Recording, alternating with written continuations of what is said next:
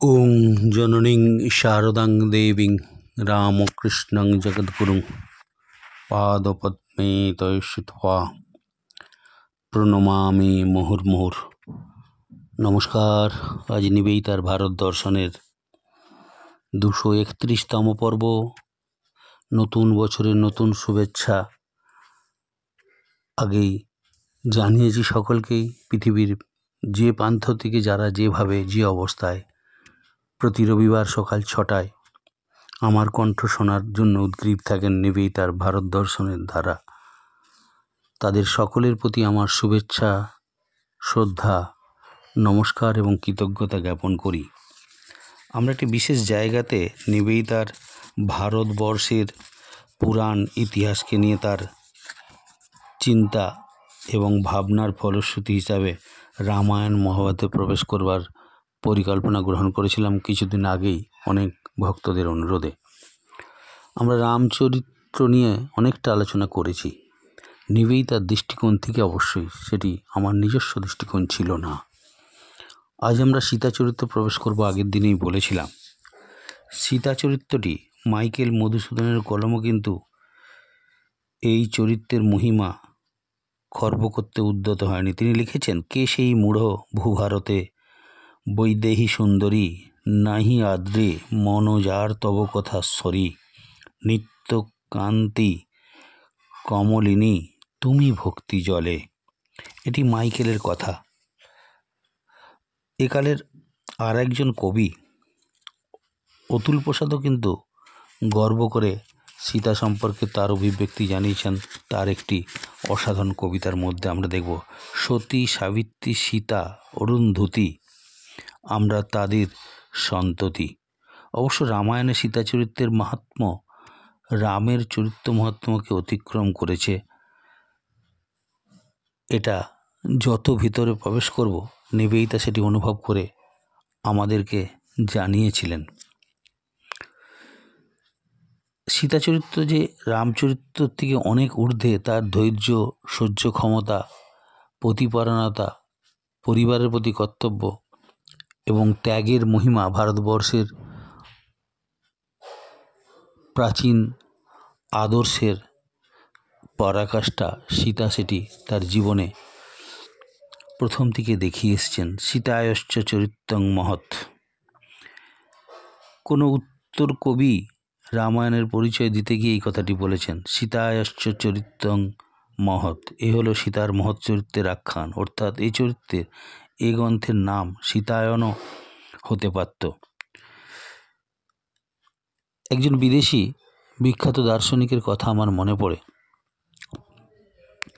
তিনি ওই Francis Bacon সাহেব, তিনি বলছেন, অনেক জীবনী, অনেক চরিত্র, অনেক বই পড়ার সুযোগ আমার জীবনে ঘটেছিল। বলছেন, some books are to be tested. কিছু কিছু বই আছে যেগুলোকে কেবলমাত্র আমরা স্বাদ গ্রহণ করে নিতে পারি, সেগুলো টেস্ট করে নিতে পারি, চেখে নিতে পারি, যাকে বাংলায় বলি। দ্বিতীয় ওয়ার্ড তিনি বলছেন, and some others are to be not only tested but also swallowed. এমন কিছু বই বা এমন কিছু আরও কিছু চরিত্র বা জীবনী রয়েছে, ঘটনা রয়েছে, সেগুলোকে একবারে গিলে ফেলা যায়। তৃতীয় ওয়ার্ডে বা তৃতীয় লাইনে তিনি বলছেন যে, and also it is fact some are to be chewed and digested. আবার এমন কিছু কিছু চরিত্র, গল্প, ঘটনা বা বই রয়েছে, সেগুলোকে দিনের পর দিন চিবিয়ে চিবিয়ে,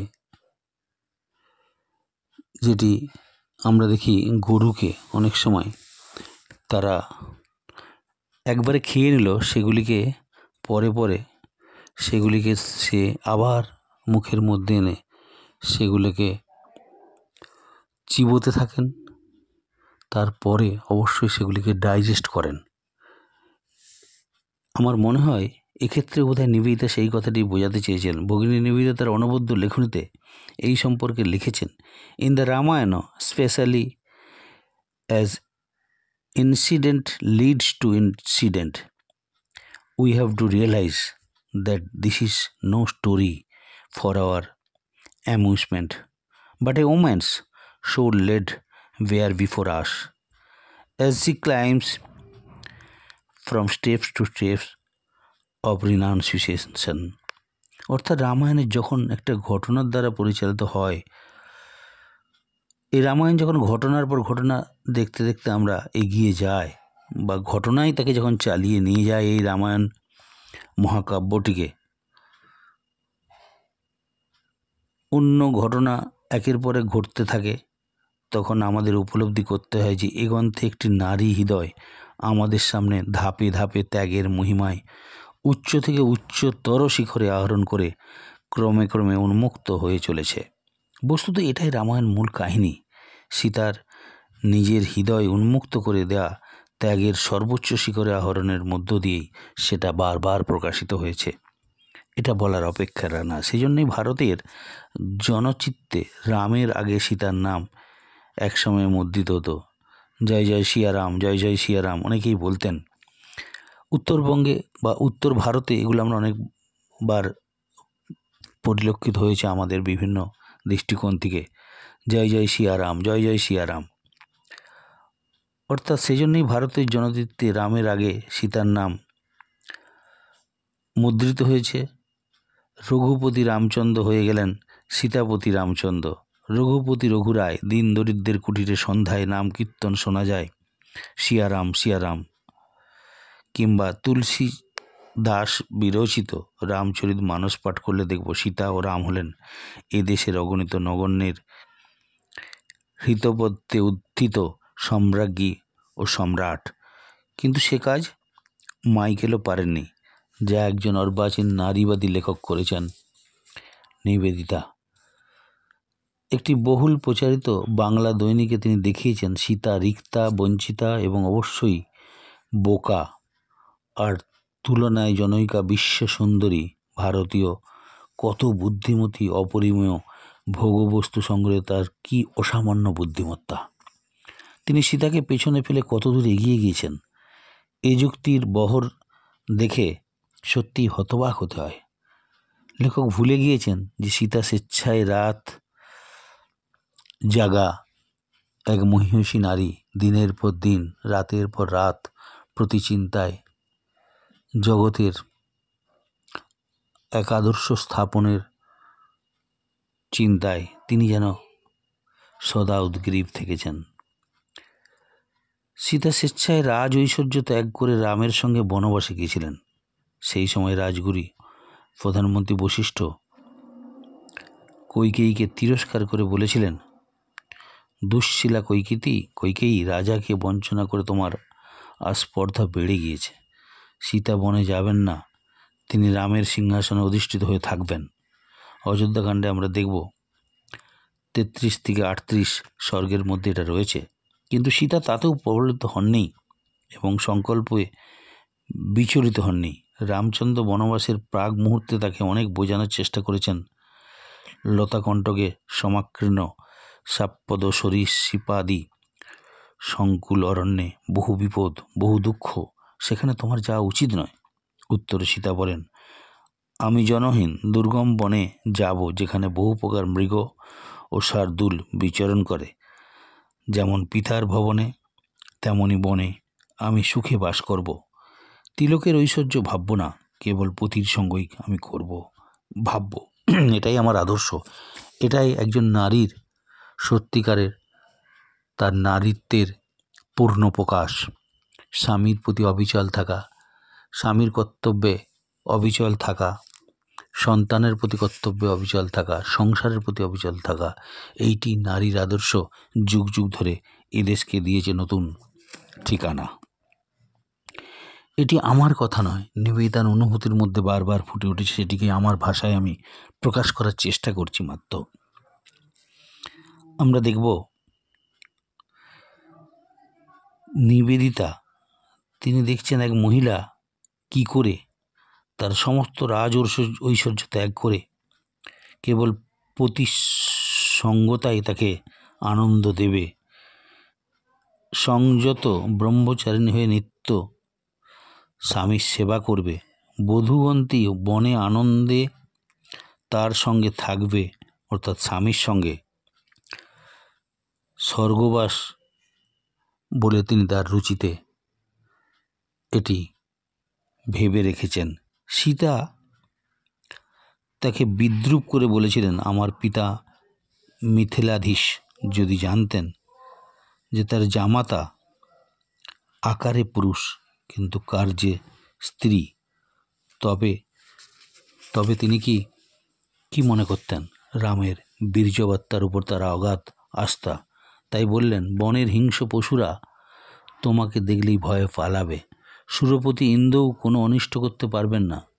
শেষ কথা বললেন, যস্তয়া সহস স্বর্গ নিরয় যস্তয়া বিনা ইতি জানন পরাং প্রীতিং গচ্ছ রামময়া সহ। তোমার সঙ্গই আমার স্বর্গ, তোমার বিরহেই নরক, এই নিশ্চয়ই জেনে তুমি আমাকে নিয়ে প্রীত মনে চলো স্বামী। এটি সীতার আকুতি তার স্বামীর প্রতি। নাহলে বশিষ্ঠের কথা যেটা আমরা দেখছিলাম, বশিষ্ঠ বলছেন রাম তো তার কর্তব্য পালনে যেতে পারে, কিন্তু সীতা তার প্রতিনিধি হয়ে তো রাজ সাম্রাজ্য অধিকার করে তিনি রামের প্রতিনিধিত্ব করতে পারেন। কৈকেয়ীকে তিনি একদম ধিৎকার জানিয়ে ভরতের রাজসিংহাসনে বসার থেকে দূরে রাখার প্রয়াস তো করেছিলেন, কিন্তু সীতা রাজি হলেন না। পতির পুণ্যে সতীর পুণ্য, এটাই জগৎকে ভারতবর্ষ বারবার দেখিয়েছে। সেই ভারতবর্ষের মহিমা এই রামায়ণ মহাভারতে বারবার ফুটে উঠেছে। সেই সীতার কথাই আমরা আলোচনা করছি। তিনি বলছেন, তোমার সঙ্গে আমার স্বর্গ, তোমার বিরহে আমার নরক, এইটা জেনেই তুমি আমাকে নিয়ে যাবে তোমার সঙ্গে। সীতার এই কথাগুলো বোঝার ক্ষমতা উগ্র নারীবাদীদের নেই। এরা পাশ্চাত্যের ভোগবাদে দীক্ষিত এবং বিশ্বাস তৈরি করে ফেলেছেন। এরা কি করে বুঝবেন সীতার কাছে সুখের সংজ্ঞা কী? নিবেদিতা কি সুন্দর গম্ভীরভাবে এই কথাগুলি বলছেন এই সমাজকে শিক্ষা দেওয়ার জন্য, এই জাতিকে শিক্ষা দেওয়ার জন্য। আজকেও সমান প্রাসঙ্গিক সেগুলি। তিনি বলছেন, সীতার এই কথাগুলো বোঝার ক্ষমতা উগ্র নারীবাদীদের নেই এবং পাশ্চাত্যের ভোগবাদে দীক্ষিত। এরা কি করে বুঝবেন সীতার কাছে সুখের সংজ্ঞাটা কী? পাশ্চাত্যের বুদ্ধিমতী মেয়ে এক্ষেত্রে কি করত? রামের সঙ্গে বিবাহ বিচ্ছেদ ঘটিয়ে অন্য কোনো ধনবান পুরুষকে আশ্রয় করত। কিন্তু সীতা তো ঐশ্বর্য সম্ভবকে সুখ মনে করেননি। আসলে ভাগ্য বিড়ম্বিত দৈন্যে পতিত নিঃসম্বল স্বামীর সঙ্গকেই অধিক সুখের তিনি মনে করেছেন। সুখের সংজ্ঞা সকলের কিছু তো এক নয়। একালের বিশ্ব সুন্দরীর ভোগোপন্ন রাশির ঐশ্বর্য এবং ভোগ সম্পদ নিশ্চয়ই অনেক বেশি পরিমাণ ছিল। একালের ওই ভোগ্যপন্ন রাশির চেয়ে মিথিলার রাজকন্যা তথা অযোধ্যের রাজবধূর কাছে তো এটা থাকা স্বাভাবিকই। তিনি স্বেচ্ছায় যে সকলকে তুচ্ছ জ্ঞান করলেন, আর সে সম্বন্ধে পাশ্চাত্যের মেয়ে নিবেদিতা কি লিখলেন? তিনি লিখলেন, hers is indeed a realm beyond the aspiration of merely earthly sovereign. Though beautiful and a queen, she never chose is to her the simple lives of saints, and the scholar were more joyous than all the luxurious of count. পার্থিব সম্পদকে মূল্যবান বলে মনে করেন যে সকল সম্রাজ্ঞী, সীতার স্থান তাদের চেয়ে অনেক অনেক উপরে। সুন্দরী রাজমহিষী হলেও তিনি আরামবিলাসের জীবন বেছে নেননি। রাজপ্রাসাদের মহাঐশ্বর্যের অপেক্ষা তার কাছে বেশি আনন্দের ছিল মুনি, ঋষি ও জ্ঞানী সুলভ কিচ্ছুতার জীবন। তিনি একটি রাজ্যের সিংহাসনে অংশীদার হয়েছিলেন, কিন্তু তিনি জানতেন যে রাজ্য শাসন রাজপ্রাসাদের নিজের সুখভোগের জন্য নয়, জনসাধারণের সুখের জন্য। রাজ্য অধিকারীরা রাজত্ব করেন। সীতা মানব জীবনে সর্বোচ্চ সুখের মুখ দেখেছিলেন, কিন্তু তা তাকে মহান্ধ করেনি। কিন্তু তিনি গভীরতম এবং তীব্রতম দুঃখ পেয়েছেন, কিন্তু শান্ত ধৈর্যের সাথে সে দুঃখ সহ্য করেছেন। এই হচ্ছেন অযোধ্যার সম্রাজ্ঞী সীতা। তিনি প্রেমের সিংহাসনে সমাসীন হয়ে মুখের উপর দুঃখের আবরণ টেনে ঢেকে রেখেছেন। কাউকে তো দেখতে দেননি। নারীকুলে তিনি ছিলেন অতুলনীয়া। প্রশ্ন এই, আজকের বিলাসিনী সুন্দরীরা কদিন জনমনে বেঁচে থাকবেন? সীতা কিন্তু বেঁচে আছেন যুগ যুগান্ত ধরে, হাজার হাজার বছর ধরে তিনি থাকবেন।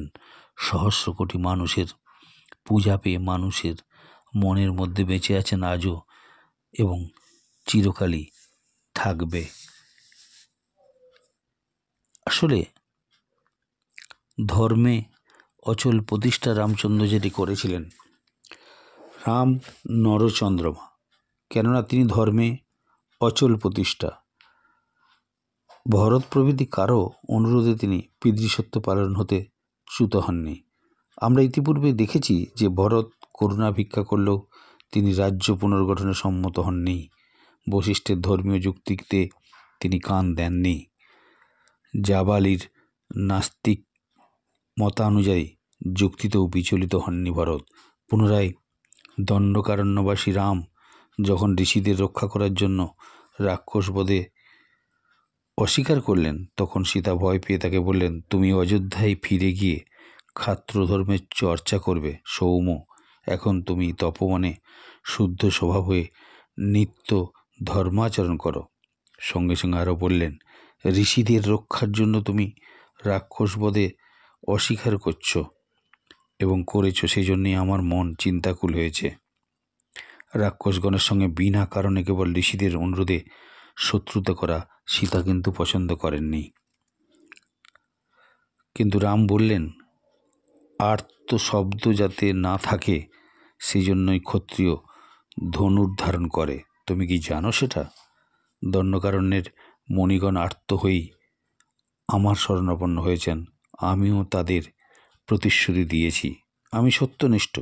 লক্ষ্মণকে এবং তোমাকেও ত্যাগ করতে পারি, কিন্তু রাক্ষসদের কাছে যে প্রতিজ্ঞা করেছি তা লঙ্ঘন আমার অসাধ্য। তারা প্রার্থনা না করলেও যা করতাম অনুরুদ্ধ হয়ে করতাম। প্রতিশ্রুতি দিয়ে কি করে তার অন্যথা আচরণ করব? রামের নিকট ধর্ম সতত অত্যাজ্য এবং সত্য এই তার ধর্ম। তার জন্য তিনি সর্বস্ব ত্যাগ করতে পারেন। প্রাণের থেকে প্রিয় যে লক্ষ্মণ সীতা, তাদেরও বিসর্জন দিতে পারেন। রামচরিত্রে আগাগোড়া এই ধর্মবোধ অটুট ছিল, কিন্তু সেজন্য সত্যই তিনি একদিন সীতাকে ত্যাগ করলেন, লক্ষ্মণকেও বর্জন করলেন। তার পক্ষে যে কাজটা ছিল আপন হাতে আপন হৃৎপিণ্ড উৎপাদন করে দেওয়ার তুল্য, ধর্মের জন্য সত্যের জন্য তিনি তা করেছেন। সেই জন্যই রবীন্দ্রনাথ লিখেছেন, কাহারও চরিত্র ঘেরি সুকঠিন ধর্মের নিয়ম, ধরেছে সুন্দর কান্তি মাণিক্যের অঙ্গদের মতো। রাম সীতা ওই একই বিভ্রান্তি ঘটনার শিকার আমরা দেখব। আমরা এর পরের দিনে এই রাম চরিত্রে নিবেদিতার দৃষ্টিকোণ থেকে রাম এবং সীতা দুজনের যে কেমিস্ট্রি বা দুজনের মধ্যে যে সুন্দর সুসম্পর্ক, সেটা দৃঢ় থেকে দৃঢ়তর হলেও ভাবিকালে যার জন্য মানুষ এই আদর্শ দুটিকে আদর্শের জায়গা থেকে দেখে, কেউ তার আদর্শের পরাকাষ্ঠা থেকে বিচ্যুত হননি, কেউ এতটুকু নিজেকে ছোট করার চেষ্টা করছে না। সর্বোচ্চ ত্যাগের পবিত্র আদর্শের সন্ধান এই দুটি চরিত্র আমাদের রামায়ণ থেকে বারবার উঠে এসেছে। সে চরিত্র সেকালের নয়, মাঝের কালের নয়, একালেরও শুধু নয়, সম্পদ চিরকালের। তাই রামায়ণ আমাদের কাছে নিবেদিতার দৃষ্টিকোণ থেকে ভারতবর্ষের এই মহাকাব্য যুগ যুগ ধরে যেমন ভারতবর্ষকে সৃষ্টি করেছে, পাশ্চাত্যের মানুষ যারা আগ্রহ প্রকাশ করে ভারতবর্ষ, তারাও শ্রদ্ধাশীল হবেন এই ত্যাগের আদর্শ দেখে, এই সততার আদর্শ দেখে, এই পটকতা বা মানুষের প্রতি মানুষের কর্তব্য সামনে রেখে নিজের জওয়ান নিজের প্রতিশ্রুতিকে ভঙ্গ কখনো করেননি। এটাই রামায়ণের মাহাত্ম্য। রামায়ণ অতীত, বর্তমান, ভবিষ্যতের এক চলমান সাহিত্য শুধু নয়, এক চলমান আমাদের মনুষ্যত্বের বিকাশের সন্ধানী। সকলে ভালো থাকবেন। নিবেদিতার ভারত দর্শন আজ 231তম পর্ব এখানে শেষ করলাম। ওং অসতো মা সদ্গময় তমসো মা জ্যোতির্ময়। নিবেদিতা আর ভারতবর্ষের শাস্ত্র পুরাণ অনেক সত্য কাহিনীর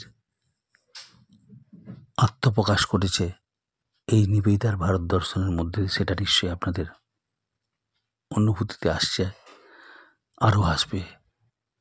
জয়তু নিবেদিতা।